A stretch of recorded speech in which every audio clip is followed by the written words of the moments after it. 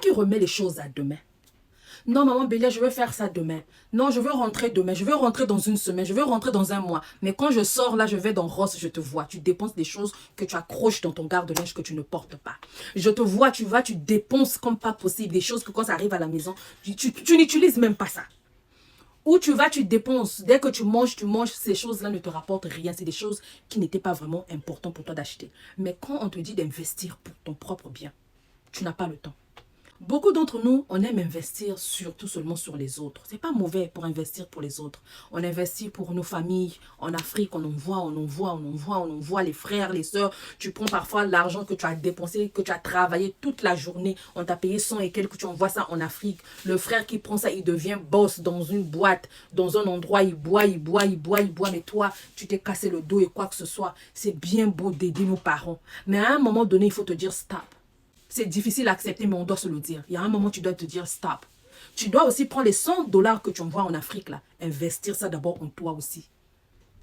C'est très important. Investir en soi.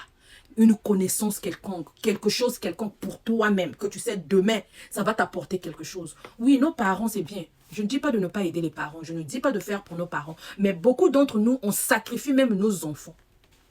On sacrifie nos femmes, nos maris. Tu avais 100 dollars. Les enfants ont besoin de fruits, les enfants ont besoin de ceci. On se sacrifie, on sacrifie nos enfants. On pense seulement en Afrique. Il y a un moment donné aussi, il faut dire non. Tu regardes, tu as que 100 dollars et que là-bas aussi, le petit frère ou la petite soeur a besoin de fêter son anniversaire. Tu dis que je n'en ai pas. Tu prends les 50 dollars ou les 100 dollars, tu achètes le lait pour l'enfant. Tu achètes quelque chose pour l'enfant. Parce que c'est très important. Ce n'est pas bien de sacrifier nos propres vies de foi seulement à l'intérêt des autres. Demain, quand on ne sera pas là, les mêmes personnes que parfois on prenait soin de là ne pourront pas prendre soin de nos enfants.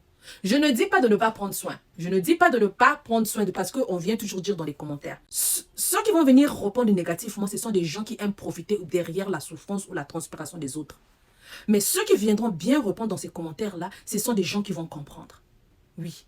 Demain, si tu n'es pas en vie, demain, si tu n'es pas là, les enfants là, c'est difficile que les gens que nous prenons soin là, puissent prendre soin de nos enfants de la même manière que nous prenions soin de nos enfants. Je ne crois pas. Donc, la priorité doit être ta femme, tes enfants et ton mari. Eux, ils vont venir après. À un moment donné, tu dois te dire que tu dois investir en toi, investir sur tes enfants, investir à ta progéniture, c'est très important.